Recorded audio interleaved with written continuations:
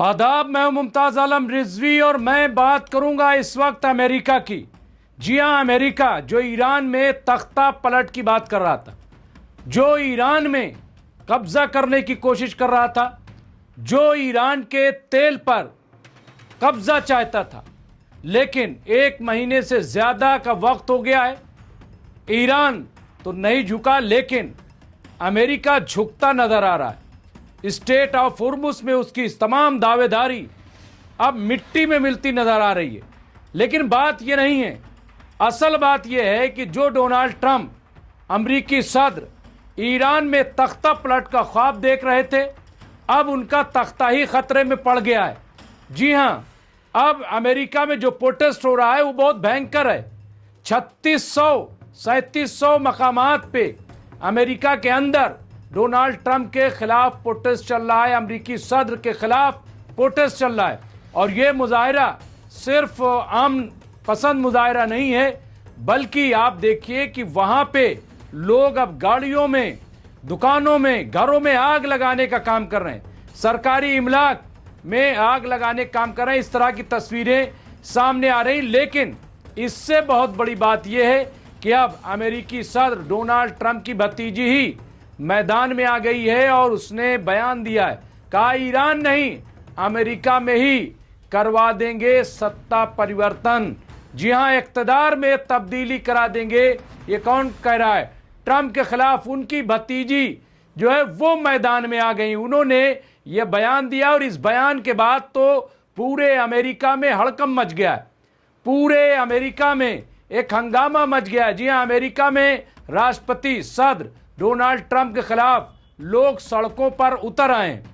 लाखों लोग ट्रंप की पॉलिसी और ईरान जंग को लेकर मुखालफत कर रहे हैं, एहतजाजी मुजाहरे कर रहे हैं और नो किंग्स नाम से एक प्रोटेस्ट चला रहे हैं। जी हां, नो किंग्स नाम के इस प्रोटेस्ट के जरिए लोग अमेरिका में सत्ता परिवर्तन की मांग कर रहे हैं। और ये उस वक्त मांग की जा रही है, ये उस वक्त मुतालबा किया जा रहा है कि जब मिड टर्म इलेक्शन भी होना है। जी हां, नवंबर में मिड टर्म इलेक्शन होना है, अप्रैल में हम दाखिल हो चुके हैं। ऐसे में आप सोचिए कि क्या हालत होगी। और अब अमेरिकी सदर डोनाल्ड ट्रंप की भतीजी ही मैदान में आ गई हैं। वो कह रही हैं कि हम अमेरिका में सत्ता परिवर्तन कर देंगे।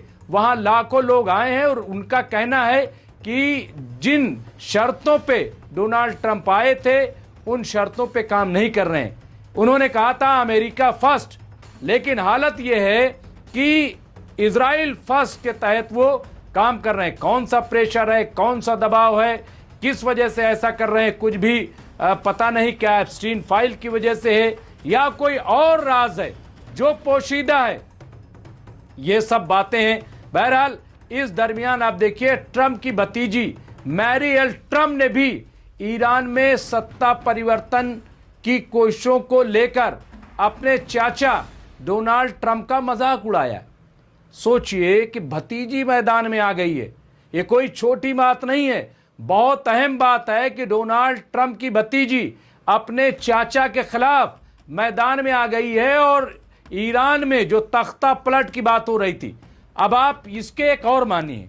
देखिए, पहले क्या इल्जाम लगा ईरान पे कि साहब वहां पे औरतों का कत्ल किया जा रहा है, वहां औरतों को फांसी दी जा रही है, वहां औरतों को आज़ादी नहीं है, वहां औरतों को हिजाब पहनने पे मजबूर किया जा रहा है। ये तमाम इल्जामात जो है ईरान पे लगाए गए।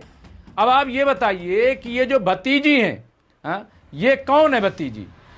ये जो मैरी एल ट्रंप हैं, ये कौन है? ये खातून है ना।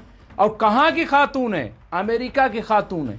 वो किसके खिलाफ खड़ी हो रही? आयतुल्लाह सैयद अली खामनाई या मौजूदा जो रहबर हैं मोहम्मद मुश्तबा खामनाई, उनके खिलाफ नहीं खड़ी हो रही, बल्कि डोनाल्ड ट्रंप के खिलाफ खड़ी हो रही हैं। और जो ईरान में इक़्तिदार तख्ता पलट की बात हो रही है, उसका वो मजाक उड़ा रही है, अपने चाचा का मजाक उड़ा रही है। उनका कहना है कि इसका असर वापस राष्ट्रपति पर ही पड़ेगा। मैरी ने अपने सोशल मीडिया प्लेटफॉर्म एक्स पर लिखा है, ये आप देखिए, एक्स पर लिखा है, डोनाल्ड ट्रंप आखिरकार सत्ता परिवर्तन करके ही रहेंगे। उन्होंने लिखा है डोनाल्ड आखिर सत्ता परिवर्तन करके ही रहेंगे, लेकिन ईरान में नहीं बल्कि अमेरिका में। ये आप देखिए, ये उन्होंने ट्वीट किया है, नो किंग्स। ट्रंप की भतीजी के इस पोस्ट ने इंटरनेट पर तहलका मचा दिया है।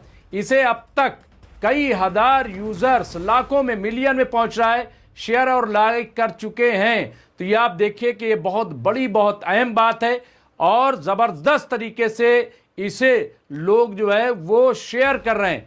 ये टिप्पणी, ये तनकीद ऐसे वक्त पर सामने आई है जब सदर ट्रंप ने दावा किया है कि अमेरिका इजराइल की ओर से हफ्तों तक चले हमलों के बाद अमेरिका ने ईरान में सत्ता परिवर्तन कर दिया है। आप ये देखिए कि क्या कह रहे हैं कि हमने जो है यहाँ पे सत्ता परिवर्तन कर दिया है।